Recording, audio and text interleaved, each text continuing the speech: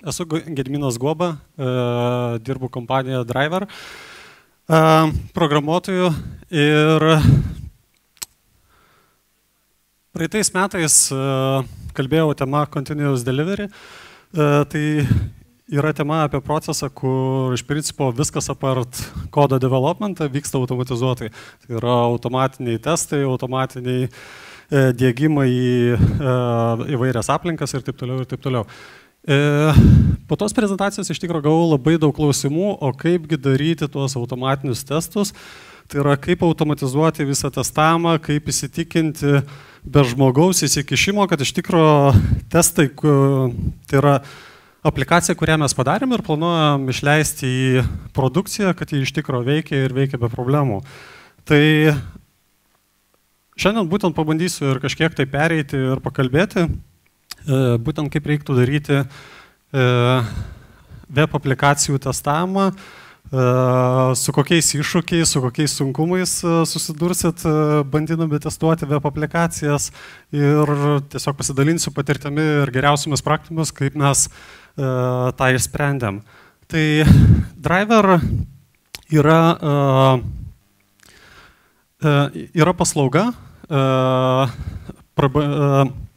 paslauga, klientų pervežimo paslauga prabangiais automobiliais. Tai yra kažkas panašaus į taksi, išskyrus tai, kad pas mūsų klientą vietoj taksi atvažiuoja, sakykime, Mercedesas, S-klasės ir panašiai. Tai mūsų klientas iš tikrųjų yra pakankamai modernus, todėl prieimo prie to kliento, galimybė padaryti užsakymą mūsų klientui, priemonės tos yra irgi pakankamai modernios. Viena iš tų priemonių yra mūsų svetainė driver.com, kurią kaip pavyzdį šiandien būtent ir visur minėsiu. Tai šis svetainė, būtent kadangi klientas yra modernus, jis naudoja ne vien tik tai kompiuterį, jis taip pat naudoja telefoną, jis taip pat naudoja iPadą ir taip toliau. Ta svetainė turi veikti būtent ne vien tik tai kompiuterį, bet ir mobiliuose įrenginiuose. Bet nežiūrint į tai, aplikacija turi daug sudėtingų dizaino elementų, kaip nestandartiniai iššokantys meniu, nestandartiniai iššokantys laiko pasirinkimai, žemėlapis, maršruto piešimas žemėlapyje, automobilio piešimo žemėlapyje ir taip toliau. Ir visi šitie dalykai turi būti ištestuojami.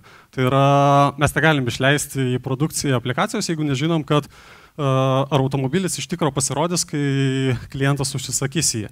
Tai visi šitie dalykai, visi tie objektai žemėlapiuose, visi iššokantys meniu ir taip toliau turi būti patestuoti. Ir dar kartą pabrėšiu, kad jeigu įmanoma be mūsų įsikišimo. Kai mes pradėjom galvoti apie testavimą ir kaip padaryti tą automatinį testavimą, įtariu, kad daug kas nuspėjo, kas dirba su testavimu, kad pasirinkome Selenimą, nes jis kaip ir yra idealiausias ir bene geriausias įrankis web aplikacijom testuoti. Aišku, mes būtent pasiėmėm jį ir pradėjom dirbti su juo. Kam neteko dirbti su Selenimu, tai čia yra trumpas kodo gabalas, beje, kiek programuotojų iš jūsų yra? Cool. O kiek testuotojų? Ok. Tai labai gerai. Tai, kas čia parašyta, aš manau, kad dauguma suprasite. O jeigu trumpai, tai Selenium kodas, čia, kuris yra pavaizduotas, daro labai paprastą dalyką. Tai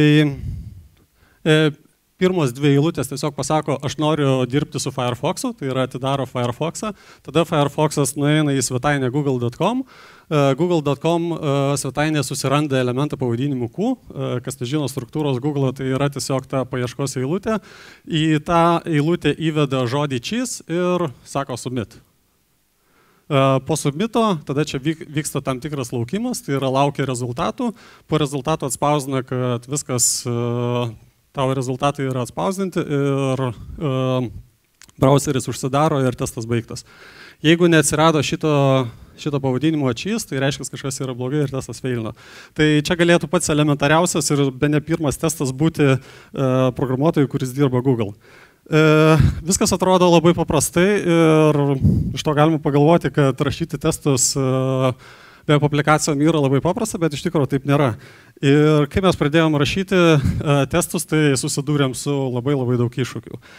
Pirmasis iššūkis, su kuriuo susidursite, tai turbūt yra toks, kad parašo testą, jis atrodo jau veikia, liktai viskas ten sukasi, testuoja, gražu.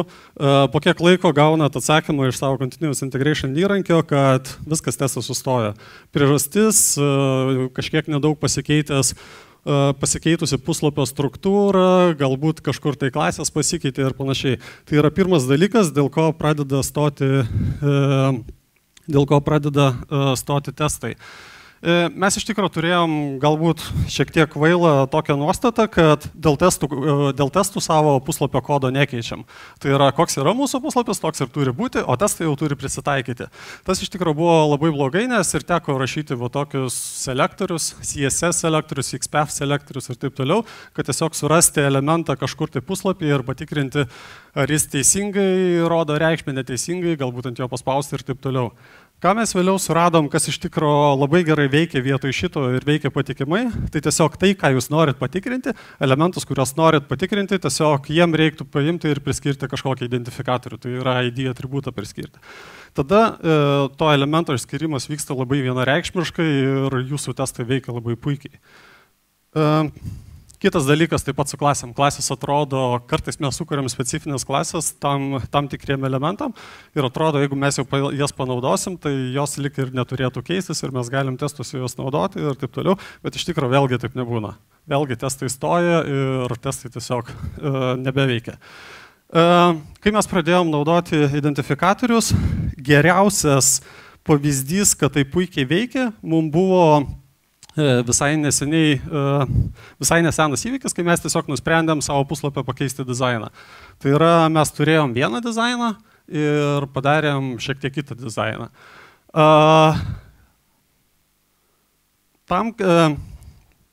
Kai pakeitėm šitą dizainą, tam, kad adaptuoti mūsų testus naujam dizainui, iš tikrųjų užtrukom gal tik tai apie valandą. Šiaip atrodo, dizainas visiškai pasikeitė, bet mūsų testo adaptacija užtruko gal tik tai valandą ir tai pagrindė dėl to, kad kažkiek tai pasikeitė logika.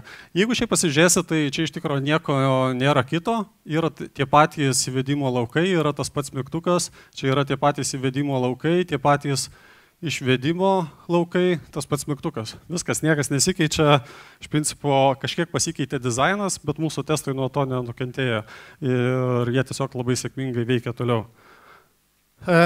Kitas iššūkis, kurį galbūt ne iš karto patirsit, bet patirsit vėliau, tai yra tiesiog iškyla klausimas, o kaipgi tvarkyti su įvairiausiais stilių pakeitimais, dizaino pakeitimais, struktūrų pakeitimais ir taip toliau. Turbūt labai dažnai tenka matyti tokį dalyką, kad ypatingai su responsive designu ir panašiai, kai tiesiog tekstas išeina kažkur už ribų, kerta kažkokias linijas ir panašiai. Tai kad spręsti šią problemą, viena komanda yra sukūrusi tokį įrankį, pavadinimu Finding Layout Bugs. Ką jie daro, jie realiai nuima vaizdą jūsų naršyklėse ir bando įvairiausiai analizuoti pagal įvairiausius algoritmus, ieškodama teksto, kuris kerta kažkokią liniją, persikertančių elementų ir taip toliau ir taip toliau. Mes iš pradžių bandėm šitą naudoti, tas mums iš tikrųjų nelabai suveikia, nes tai reikalauja labai daug CPU resursų ir šiaip jie ne viską randa. Ką iš tikrųjų kur kas geriau radom, kad kodėl mums neimti ir tiesiog nenuiminėti vaizdų ir jų nelyginti tarpusavį. Tai įsivaizduokite tokį dalyką, kad tiesiog paimi vieną vaizdą, jį priimi kaip etaloną, patikrini vizualiai, jis atrodo gražiai, mūsų svetainė suformuota gražiai ir jį priimi kaip etaloną. Visus kitus kartus, kol darai testus, ta prasme, po kiekvieno testo vėl nuėmi vaizdą, sulygini tą vaizdą, jeigu vaizdas nepasikeitė, reiškia viskas gerai. Tai šitas būdas mums labai veikia, bet detaliau apie jį aš papasakosiu šiek tiek vėliau. Kita problema, su kuria susidursite ir su kuria susidursite, tai yra tiesiog duomenų pasikeitimai duomenų bazėje. Labai dažnai, pavyzdžiui, mes turim tokį dalyką, kad kai klientas užsako kelionę, jis nuvažiuoja iš taško A į tašką B ir kai jis tą kelionę padaro, mes jam išsiunčiam ataskaitą, kad štai tu važiavai iš ten į ten, padarai tokį atstumą, tau kainavo tiek ir tiek. Dabar įsivaizduokite, jeigu mes norėtume parašyti testą, kuris patestuotų, ar šitą ataskaitą vis dar formuojama lygiai taip pat. Tai ką tai susivestų? Tai reikštų, kad mums reiktų sukurti vartotoją, mums reiktų užregistruoti, padaryti naują užsakymą, reiktų sulaukti, kol, nors ir mūsų simuliatorius netikra mašina, bet kol tas simuliatorius suvažinės nuo taško A iki taško B ir tada, kai kelionė baigėsi, gausime tą ataskaitą ir galėsime ją palyginti. Mažų mažiausiai mums tai užtruktų 2 minutės. 2 minutės testas netinka. Ką galima tokiu atveju padaryti? Aišku, pirma mintis yra tiesiog susirasti jau esančią ataskaitą ir ją testuose naudoti. Tas iš tikrųjų yra labai gražu ir mums buvo tai labai gražu ir labai sėkmingai veikia, kol vieną dieną mūsų testai neprikūrė tiek duomenų, kad mes nusprendėm, okei, reikia duomenų bazę išvalyti. Aišku, ten niekas nesismulkino, neieškojo, kur ten kokius duomenis, kuris testas naudoja, tiesiog paėmėm viską išvalėm ir aišku, mūsų testai sustojo veikti. Ką tokiais atvejais daryti? Nes duomenų išvalymai yra pakankamai dažnas dalykas. Kitas dalykas, jie keičiasi, kas nors gali tiesiog prisijungti, juos netyčia pakeisti, ar su tikslu, ar be tikslo. Ką tokiu atveju daryti? Tai pirmas variantas gali būti tiesiog turėti saugų kampelį. Kas tai yra saugus kampelis ir ką mes bandėm vieną iš variantų, tai saugus kampelis tiesiog yra, sakykime, mes naudojam SQL, kaip duomenų bazę ir SQL lentelę tiesiog paėmėm ir perskiriam į 2 dalis. Sakom, visi identifikatoriai, kurie yra iki 1000, yra testiniai duomenys, visa kita yra šiukšlės ir gali būti išvalyta. Tas iš tikrųjų kaip ir visai neblogai veikia, nes tiesiog, kai valoma duomenų bazė, žinom, kad reikia viską nuo 1000 valyti ir pakankamai viskas yra gražu. Kitas dalykas yra kurti testinius duomenis automatiškai, tas vėlgi veikia, bet mano minėtų pavyzdžių tai nelabai suveikia. Tai todėl vėlgi priklausomai nuo situacijos jums reiktų atsirinkti, kurį variantą naudoti. Na ir paskutinis, kuris galbūt atrodo pats paprasčiausias, tai yra tiesiog turėti atskirą testavimo aplinką, bet kiek teko turėti patirties su tuo, tai tada iš karto kyla klausimai tokie, okei, mes turim testinę aplinką, kaip mes ją vis tiek jį užsišiukšlina, ją reikia išvalyti, kaip mes ją valom, vėl viską klyninam, netinka, tada reiškia valom pagal kažką arba darom backupus, jeigu darom backupus, kaip mes tada dedam į tuos backupus naujus savo testinius duomenis, kaip juos atnaujinam ir taip toliau. Na, kyla krūva klausimų, kurie pasidaro dar sudėtingesni ir šitas variantas iš tikrųjų irgi nelabai tinka. Tai ką mes renkamės dažniausiai, tai mes renkamės arba pirmą, arba antrą variantą. Trečias variantas tiesiog reikalauja per daug resursų. Kitas variantas, sakykime, okei, turim duomenų bazę, ne? Duomenų bazėje galim susikurti tam tikrus duomenis ir jais naudotis. Kitas variantas yra specifinių situacijų simuliacija. Pavyzdžiui, mes buvom padarę klaidą, kad žemėlapyje, kai atvaizduojama mašina, klientas mato žemėlapyje savo mašiną ir ta mašina paskui, kai juda, ją neperpieždavo, tai yra jos nenutraukdavo į kitą vietą, o tiesiog pradubliuodavo tas mašinas. Na, ir galite įsivaizduoti, kad po kiek laiko gaunasi toks ilgas kelias vien tik tai iš mašinų ir, tai gali būti kaip feature'as, bet mums tai nelabai patiko. Kaip tokį variantą susimuliuoti?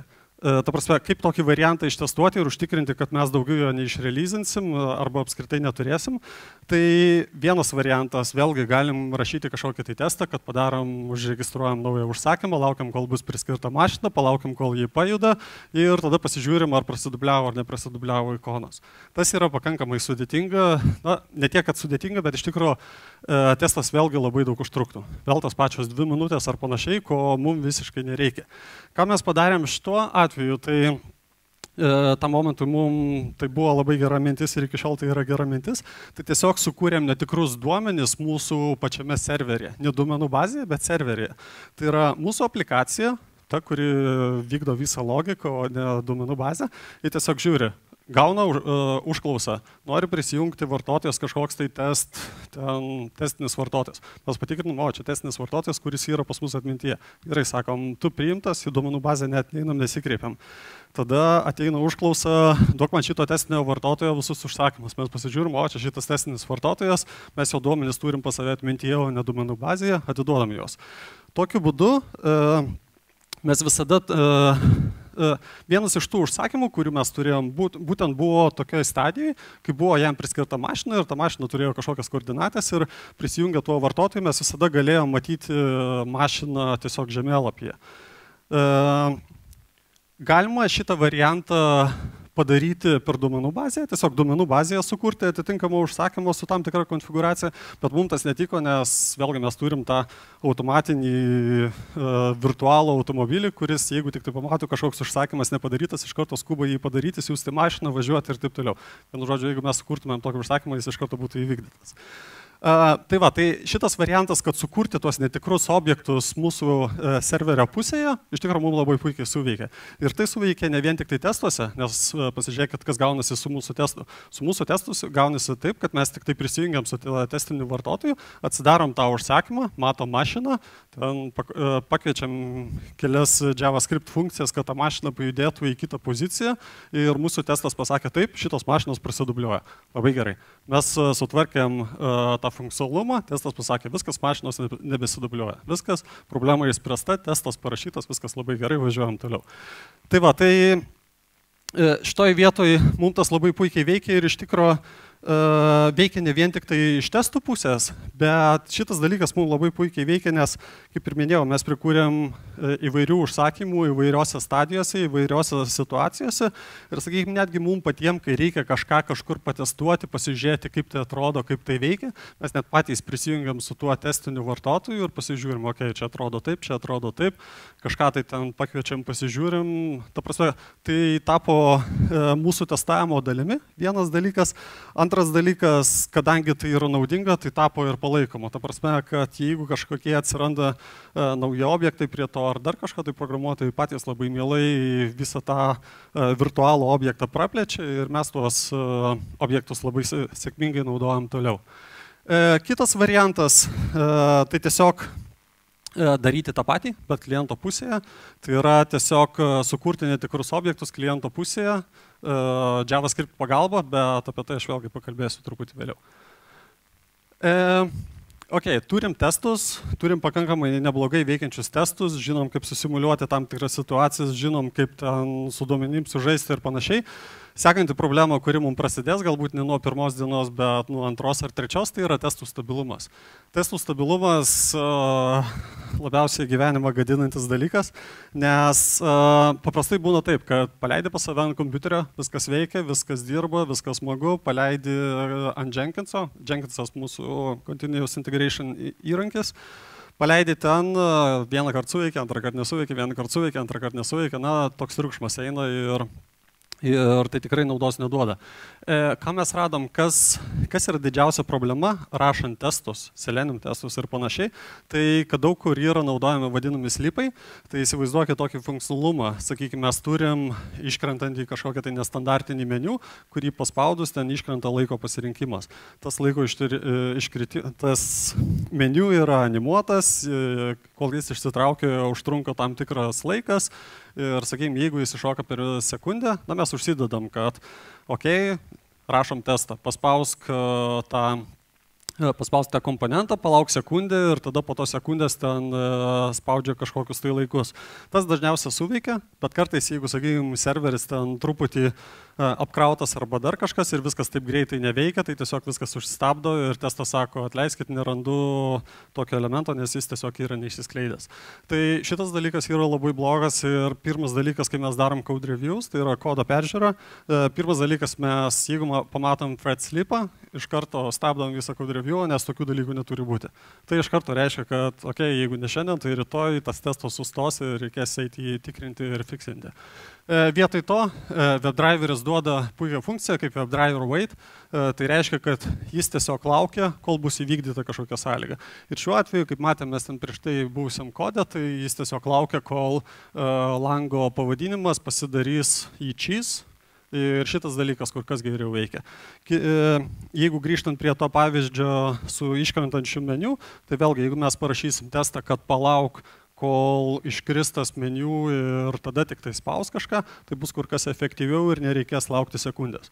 Tuo labiau, kad tas thread slipas prasideda nuo sekundės, paskui kai pradeda neveikti, paprastai didinama iki 10 sekundžių ir taip toliau, kas testo laiką ten išpučia iki realių dydžių. Ir dar vienas dalykas, tai kas vėlgi labai puikiai veikia. Kartais būna, WebDriveris, turbūt žinot, kad yra labai gudras ir, sakykime, jeigu bandot paspausti kažkokį komponentą, bet tą komponentą uždengia kitas komponentas, sako WebDriveris, ne, jo paspausti negalima. Tas iš tikrųjų yra labai gerai, nes taip simuliuojamas tikras vartotojas, bet to pasiekoje kartais gaunasi taip, kad nori paspausti mygtuką, bet tavo testas nulūžta, nes, sakykime, tas pats iššokantis meniu dar nespėjo susitraukti. Tai, sakykime, šituo atveju galbūt kitaip galime išspręsti, bet ką mes radom labai puikiai veikiant, pabandėjai kartą, nepavyko, pabandyk antrą kartą, galbūt už pusę sekundės greičiausiai pavyks. Ir tas vėlgi labai stipriai prisidėjo prie testų stabilumo, kad jie tiesiog veikia ir nereikia jų prižiūrėti ir pastoviai taisyti. Dar paskutinė rekomendacija, darykit juos paprastus. Mes turim tokį dalyką, kaip kad jeigu formoje paspaudė mygtuką, tas mygtukas pasikeičia į užrašą ten wait, palaukite ir tada ten kažkas vyksta ir kažkokia kita forma atsiranda ir panašiai. Pradžiai mes bandėm rašyti testus, kad padengti ir šitą vietą, ta prasme, kad paspaudė mygtuką, tada tikiesi, kad jis pasikeičia į wait ir tada darai testą, kažką toliau darai teste. Kartais būna taip, kad tas wait suveikia labai greitai ir testas nespėja to užfiksuoti, jau atsirado kita forma, o testas vis sėdi ir laukia, kol tas wait atsiras. Tai šitos dalykus irgi labai greitai išmetėm, nes jie neprisideda prie stabilumo. Šitos dalykus geriau yra testuoti su JavaScript unit testais, bet tikrai ne su UI testais. Su UI testais geriau testuoti kuo labiau stabilesnius dalykus, ne tokius, kad iššoko, atsirado, pasidingo ir taip toliau. Ok, turim stabilius testus, mums labai gerai sekasi, rašom daug testų, priėjom prie tokio lygio, kad pas mus testų ant tiek daug, kad jie sukasi labai ilgai. Teko matyti tam tikrose firmose, kur testai sukasi po valandą ir panašiai. Kas kantrybės tiek turi laukti, kad sužinoti, kad kodas, kurį jis sudėjo į repozitoriumą, kad jis veikia ir laukti valandą.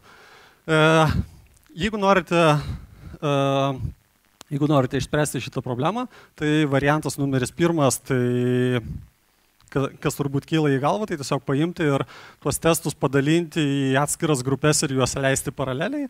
Galbūt net ant atskirų serverių, jeigu trūksta ant vieno serverio resursų, jokių problemų. Kitas dalykas, labai dažnai yra rašomi ilgi testai. Pavyzdžiui, tom pačiom situacijom atkartoti, sudėtingom situacijom atkartoti, prie kurių reikia prieiti daug žingsnių, tai taip ir daroma. Rašomas ilgas testas, trunkantis galbūt 10 minučių ir panašiai, ten daroma vienur kažką, kitur kažką, kol gaunamas kažkoks rezultatas. Tai vietoj to, kad daryti tokį ilgą testą, geriau jį sudalinti į atskiras smulkias dalis. Pavyzdžiui, ką ir mes padarėm su ta kliento ataskaita, vietoj to, kad mes eitumėm ir registruotumės, darytumėm užsakymą ir taip toliau, mes tiesiog iš karto susirandam tam tikrą užsakymą, jį patikrinam, viskas gerai su juo ir važiuojam toliau. Tai testus iš tikrųjų reiktų skaldyti ir aš netgi rekomenduočiau nedaryti testų ilgesnio nei 15 sekundžių. Čia rimtai. Kitas dalykas, ką mes atradom ir kas mums labai puikiai veikia, tai kaip ir minėjau, daug testų iš tikrųjų gali būti padengti tiesiog Java unit testais. Mes pradžioj, kol nemokėjom rašyti Java unit testų, rašydavom labai daug testų su Seleniumu, tiesiog bandydami įvairias situacijas, ten paspaudi ten nutinka tas, paspaudi ten nutinka tas ir taip toliau, bet viso to nereikia. Dabar mūsų filosofija yra tokia, kad UI testais dengiam tik tai pagrindinius kažkokius tai scenarius, kuriuos, sakykime, vartotojas labiausiai naudojasi. Tokiu būdu mes padarom tokį kaip integration testą, o visas specifinės vietas, specifinę logiką ir specifinės situacijas mes testuojam su JavaScript unit testais. Tas veikia kur kas geriau. JavaScript unit testus lengva ir paprasta rašyti, jie greitai veikia ir tiesiog kur kas stabiliau veikia. Jeigu taip palyginimui, 1000 JavaScript testų prasisuka kažkur tai per 2-3 sekundės, čia rimtai. Tuo tarpu unit testų, tai yra UI testų, Selenium testų, jeigu tai paimti, kad vienas testas sukasi 15 sekundžių, na, tai jūs per minutę prasuksit kažkur tai 4-5 testus. Tuo tarpu JavaScript testų jūs per minutę prasuksit kiek? turbūt kažkur tai ten 10 000. Tai greitis yra nepalyginamas ir su UI testais jūs neišgausit tiek specifinių situacijų, kiek jūs galite išgauti su JavaScript. JavaScript testai iš tikrųjų pakėlė mūsų visą aplikaciją į visai kitą kokybės lygį. Dar vienas testas, dar vienas iššūkis, kai jau turi testus, jūs esat patenkinti tais testais, natūralus noras kyla, kodėl mes galim automatiškai testuoti tik tai savo testinėje aplinkoje, kodėl negalim to daryti produkcinėje aplinkoje, nes, natūralu, kad ne visi testai gali būti leidžiami ten, ypatingai pas mus. Mes iš tikrųjų produkcinėje aplinkoje net nelabai galim vartotojo sukurti, nes reikalaujama kreditinė kortelė. Kreditinės kortelės reikia tikros, o tikros kortelės duomenys dėti į testą vėlgi yra negerai. Kitas dalykas, jeigu mes padarysim užsakymą, atvažiuos pas mus į nurodytą vietą mašina tikra, tas vėl išsiveda į tam tikrus kaštus ir taip toliau ir panašiai. Tai čia buvo dar vienas iššūkis, o kaipgi vis tik tai tuos testus paleisti produkšinę. Tai yra produkcijos aplinkoje. Tai ką mes padarėme, iš tikrųjų priėmėm labai paprastą dalyką. Visa logika, tai ant kiek kodas kokybiškai ir teisingai padarytas, visa tai yra protestuojama mūsų testinėje aplinkoje. Ir kadangi mes žinom, kad mes tą patį diegiam į produkciją, tai mes galim kaip ir tą praleisti. Ką mes iš tikrųjų padarom produkcijoje, tai tiesiog paleidžiam paprasčiausius elementariausius testus, tai yra praeinam per puslapius, pranaviguojam, patikrinam, ar veikia paieška ir taip toliau ir panašiai. Patikrinam, padarom kažkokias tai smulkės integracinius testus, tiesiog įsitikinti, kad po mūsų naujos versijos įdiegimo aplikacija vis dar veikia ir ją galima naudotis. Jeigu testai sako šitoje vietoje mes sakom Ir kiek rodo mūsų istorija, tai taip ir būna. Ta prasme, kad šito galit nebijoti, ta prasme, kad sukti visus testus produkcijoje ir dar kažką, tai iš tikrųjų, jeigu sąžiningai praleido testinėje aplinkoje, tai produkcijoje irgi labai puikiai veiks. Ir jo, pagrindinis dalykas, kad mes nekeičiam duomenų, o grinai tik tai pasižiūrim išoriškai, ar mūsų aplikacija veikia. Ir paskutinis iššūkis, bet, sakyčiau, be nesvarbiausias iššūkis, todėl aš jį pavadinau iš tikrųjų Challenge Zero, tai yra problema visuose, kaip čia, musyse, problema pačiuose programuotojuose, problema pačiame time, kultūroje. Iš tikrųjų, labai greitai susidūrėm su tokiu dalyku, kad jeigu, ypatingai pradžioj, kol mokotės rašyti testus, jie veikia nestabiliai, jie pastoviai lūžta ir visi ten nuleidžia rankas, visiems tie testai atsibosta, dar ten juos parašyti, ten užtrunka, suplanavom 8 valandas, užtrunka 16 ir panašiai. Tai yra demotyvacija, tai yra didžiulė demotyvacija ir tai yra didžiulis iššūkis pereiti per tą demotyvaciją, išmokti rašyti testus ir pradėti eiti tuo keliu. Tai iš tikro, nuo ko turėtumėt pradėti, tai visų pirma, turėtumėt komandoje labai rimtai apsispręsti, kad jūs einat testų keliu, kad jūs einat automatizacijos keliu. Jeigu tai bus kažkurio tai vieno noras, tai jis vienas ir prižiūrės, niekas daugiau neprižiūrės. Tai iš tikro visa komanda turi apsispręsti ir sakyti taip, mes norim automatizuotis, mes norim rašyti testus ir nesvarbu, kas bus, mes norim. Tai pirmas dalykas. Antras dalykas. Kokią mes problemą greitai pastebėjom, kad testai buvo vertinami kaip mažiau svarbus palyginant su visa funkcija. Tai yra, sakykime, jeigu baigėsi sprintas, laiko labai mažai ir kažko tai nespėjom, tai testus metam į sprintą, padarysim kitą kartą, čia netiek svarbu, patestuosim rankomis ir viskas gerai. Į ką tai išsiverčia? Tai įsiverčia į tai, kad išmetam į vieną sprintą, iš to sprinto į antrą sprintą ir panašiai. Kol rimtai ir griežtai nepasakom, viskas, sprintas prasideda, šitą testą mes turim padaryti. Tai tokių dalykų buvo irgi, kol mes nepriejom vieno dalyko, tai tiesiog visi komandai paėmėm ir sutarėm, kad jeigu mes nepadarom testo, buvo suplanuotas testas, bet mes to testo nepadarom, skaičiuojam, kad visas user stories, atsiprašau už angliškumą, visas user stories yra nepadarytas ir skaičiuojam ant daną visam user story. Tai kažkaip tai pakeitė mąstymą mūsų galvose ir mes į tuos testus pradėjom visiškai žiūrėti kitaip. Tai yra nešokam prie kitų user story, jeigu nebaigtas šitame testas. Ir tik tokiu būdu mes į testus pradėjom žiūrėti visiškai kitaip. Kitas dalykas, natūralu būna tokių dalykų, kad reikia išleisti naują versiją ir vienas testas pasako, ne, kažkas tai neveikia. Ok, atsidarom, pasižiūrim, ten liktai nieko baisaus, čia testas blogai parašytas ir taip toliau, leidžiam toliau.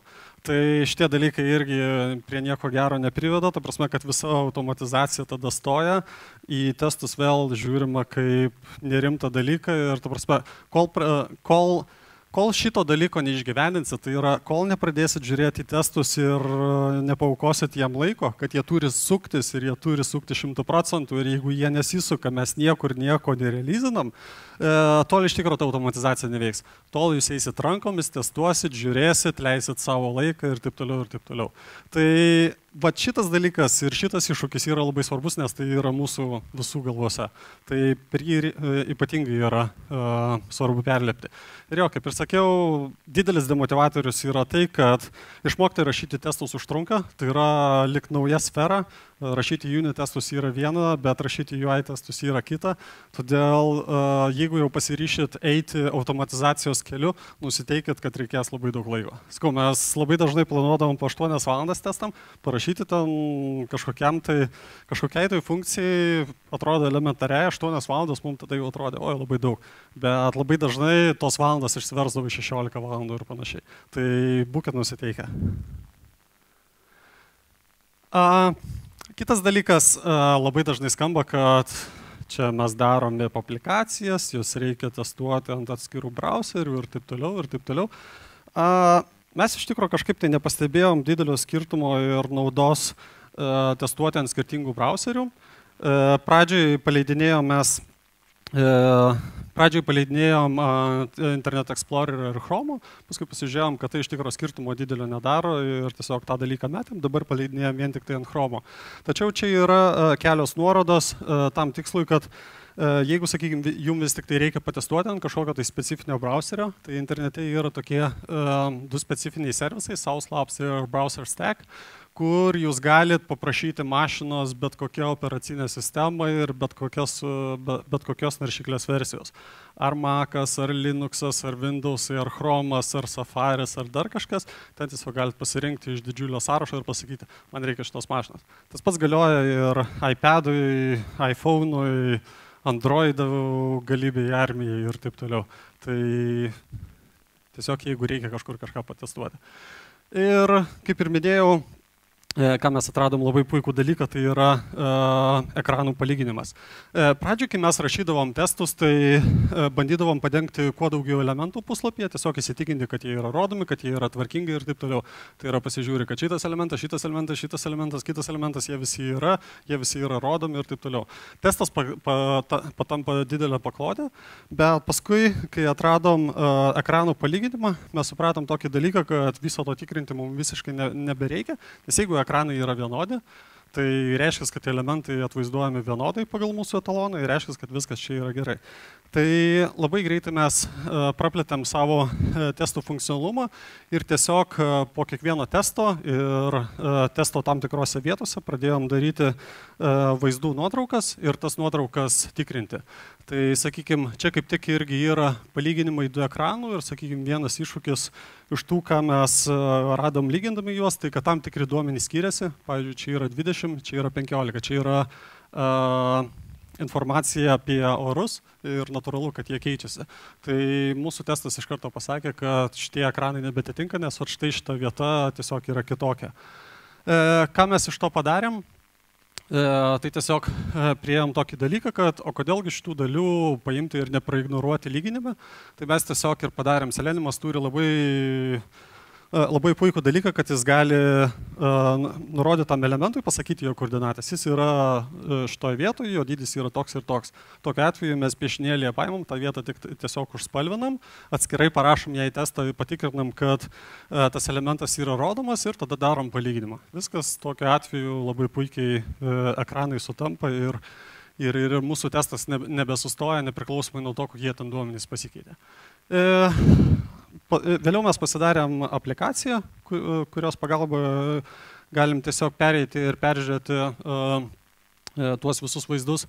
Tai jeigu norėsit pažiūrėti į tą aplikaciją, jį parašyta ant Node.js, tai yra su tuo pačiu JavaScript, tai čia yra GitHub'o linkas, kuriame galite pasižiūrėti. Kitas dalykas, čia yra įrankis, vėlgi multiplatforminis, kurio galite pasinaudoti lyginti vaizdam. Tai yra jis ne tai, kad daro pikselis prie pikselio palyginimą, bet jis daro šiek tiek sumanesnį palyginimą, ten galima netgi nurodyti jam parametrus, ant kiek paletės gali skirtis ir panašiai. Ir paskutinė dalis apie visą UI testingą, bet sakyčiau, iš tikrųjų labai svarbi. Mes patys vėliau tik tai supratom, ant kiek svarbu yra vis tik tai nesifokusuoti į UI testus, bet išmokti rašyti JavaScript testus. Ir aš manau, kad mums šitoje vietoje labai pasisekė, kad mes naudojame AngularJS, kas programuoja kažkiek su JavaScriptu, turbūt žinot įvairius tokius frameworkus kaip Backbone, Knockoutas, AngularJS yra vienas iš jų, kuris tiesiog yra MVV šablono frameworkas skirtas JavaScriptui. Ir kas yra nuostabiausia jame tai, kad jo kūrėjai nuo pat pradžių rašydami visą šitą frameworką visada galvojo apie testavimą. Visada galvojo, kaip sukurtos aplikacijos su AngularJS bus testuojamos.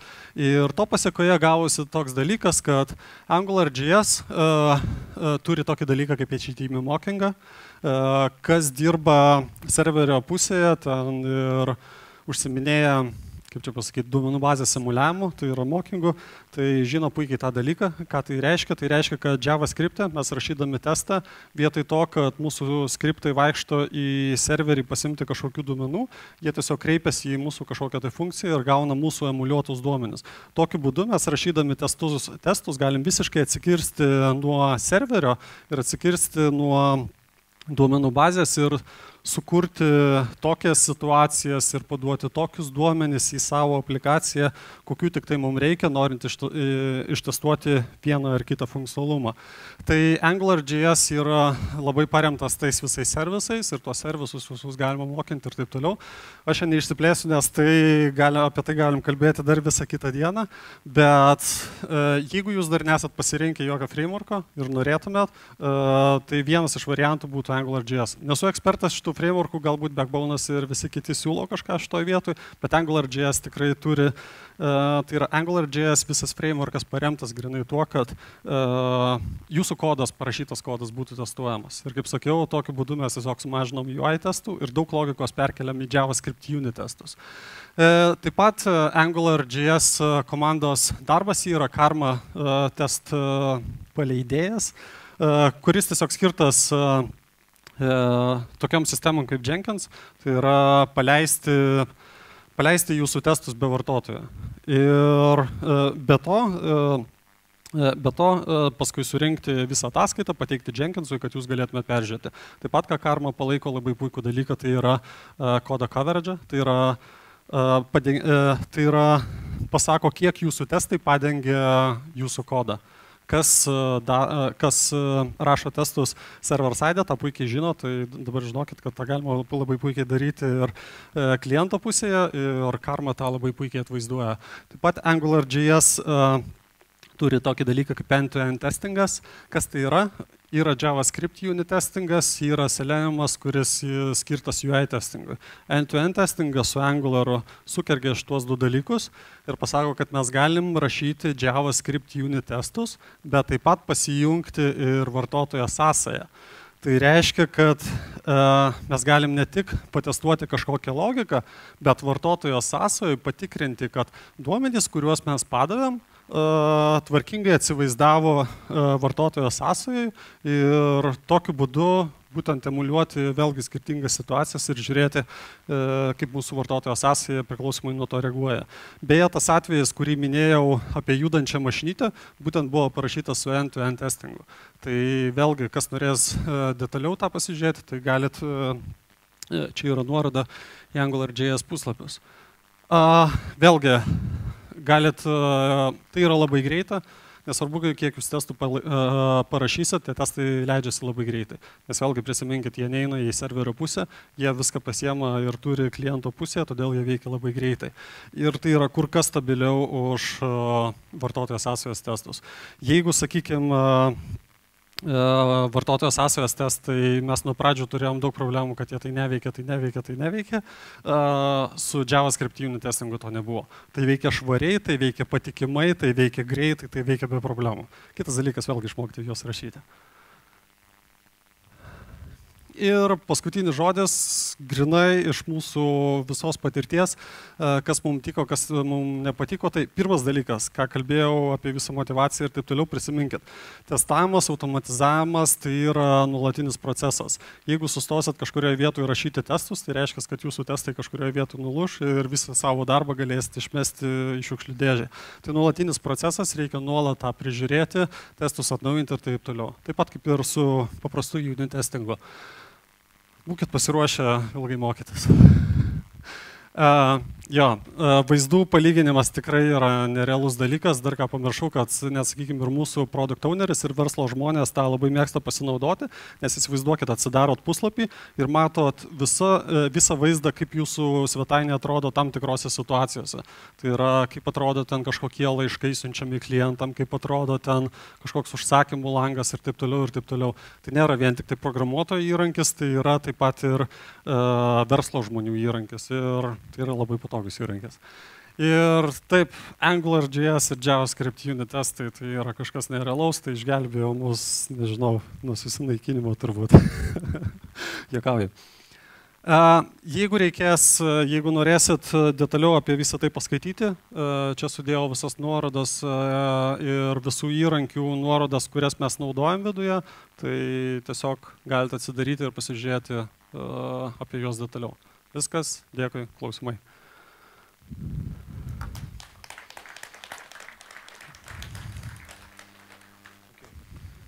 Sveiki. Turiu iš tikrųjų krūvą klausimų, bet manau reikės mums vėliau pasišnekėti apie juos. Galiu pasakyti du, nes kaip pastebėjau prezentacijos jūs... Galiu kalbėti be mikrofono? Ką žiūri? Gerai, žmonėms iš interneto. Taigi, du argumentai į UI testų pusę būtų iš mano pusės tiek, kad juos yra lengviau parašyti žmogui, kuris nenusimano apie JS kodą, apie tai, kas buvo kodinama. Tai yra kitam žmogui, kuris neprisidėjo prie developinimo. Ir antras dalykas yra tas, jog UI testai, ypač jeigu juos parašai kaip scenarijų, jie simuliuoja visą vartotojo darbą, taigi jie atkartoja tą darbą, kurį atlieka QA teamas, ko nepadaro jūsų JS unit testai. Tikrai taip. Čia iš manęs tokie argumentai. Toliau, galbūt visiems įdomus klausimai būtų, tai kiek maždaug laiko, gal verės statistikas, yra skirta testų palaikymui? Nekūrimui, o tiesiog palaikymui, jų pritaikymui prie naujų funkcionalumų ir pakeitimų. Palaikymui iš tikrųjų nepasakyčiau, kad apskritai kažkas tai ten labai skiriama, išskyrus tuos atvejus, jeigu kažkas iš esmės keičiasi. Tai vat, kaip minėjau, ten keitėsi pas mus dizainas ir šiek tiek logika, tai toj vietoj reikėjo. Esminis dalykas yra ir palaikymas tikrai daug reikalauja, kol testai yra stabilizuojami.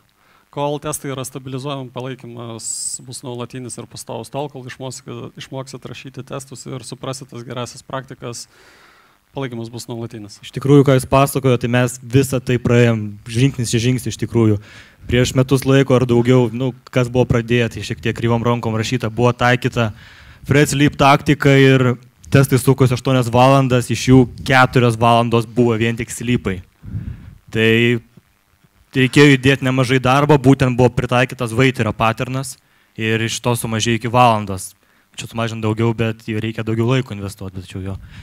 Taigi ir būtent dėl tų nestabilumo praktikų labai developeriai nenori jų rašyti ir labai sunku yra priversti juos tai daryti, bet tai kol kas to judam, tai labai fainai iš tikrųjų, nes žinom, kad esame ne vieni. Galbūt vėliau tada pakalbėsim, turėsim laiko vėliau, ar ne? Gerai.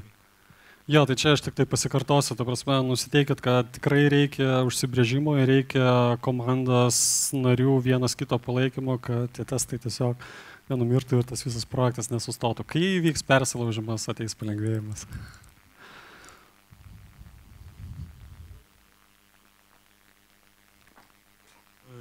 Kaip dėl kitokių įrankių? Yra Teleriko test studio, kuris pakankamai dabar irgi UI ten daro. Ar teko nagrinėti, girdėti, palyginti? Ne, iš tikrųjų neteko naudoti, nes tiesiog praktikos jau nuo labai senai turim su Seleniumu.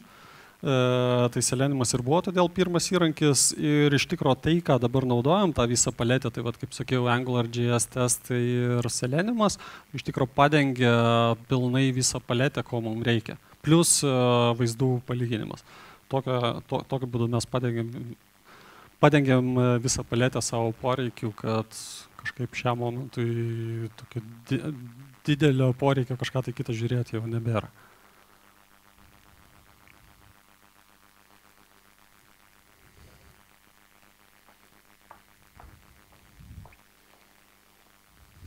Na, kaip suprantu, pas jumis kodė yra ir testavimo kodas. Ir kai darot release, ar išreleastat su testų kodu ar be jo? Kaip čia dabar aiškiau atsakyti? Mes programuojam su C#, su .NET ir ten testavimo projektas iš tikro yra atskiras dalykas. Ta prasme, kad mūsų visi integration testai tai yra atskiras projektas ir kai mes leidžiam savo tikrą web aplikaciją, tai į ją neįeina tas projektas. Mes leidžiam tik tai web aplikaciją. Toks klausimas, kaip jūs jeigu yra vienas testavimui buildas, kitas yra release buildas, kaip užtikrinat, kad jie panašus yra? Panašus kas? Kad tiek vienas buildas veikia gerai, tiek kitas veikia, nes vienam trūksta kodo testavimo, o kitam yra.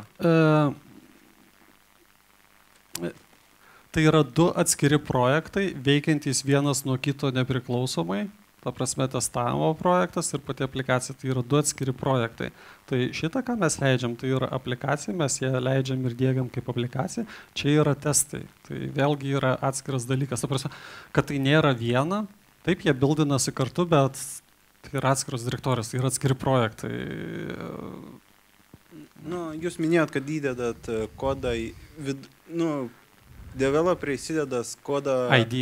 ID. Ne tik ID ten ir generuoja ataskaitas, kad pasižiūrėt, ar toks useris ir tada skirtingai programą veikia ir tada gaunasi, kad kodas pritaikytas testavimui, bet jisai tarsi neturėtų ir būtų surenkama skirtingai programoje testavimui ir skirtingai surenkama release'ui. Jeigu kalbant apie duomenis, taip mes duomenis laikom kode ir iš tikrųjų neišmetam net ir production.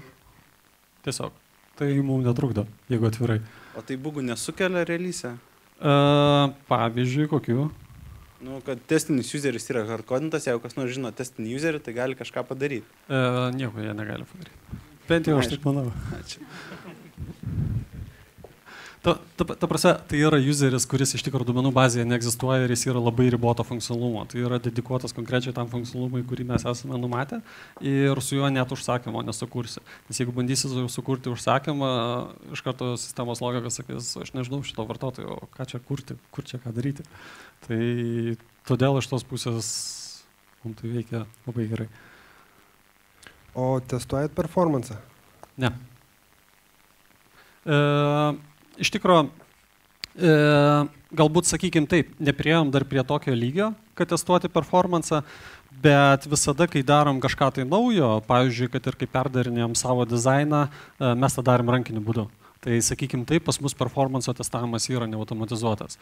Jeigu kažkas tai labai smarkiai keičiasi ir ypatingai tai liečia pagrindinius puslapius, mes tą darom rankiniu būdu. Tai automatizuoto dalyko neturim. Paskutinis klausimas. Klausimas iš tikrųjų apie pačių testų paleidimo procesą. Jūs po kiekvieno komito Jenkinsas releasina? Taip. Ir testai pasileidėja taip pat po kiekvieno komito. Aišku, dėkui. Atsiprašau, kad dabar nutrauksiu, skaidres galėsit gauti svetainėje, jeigu pasidalins pranešėjas po renginio kokią savaitę praėjus. Dabar norėjom labai padėkoti jiems ir likusius klausimus tikrai galėsite jam užduoti tiesiogiai.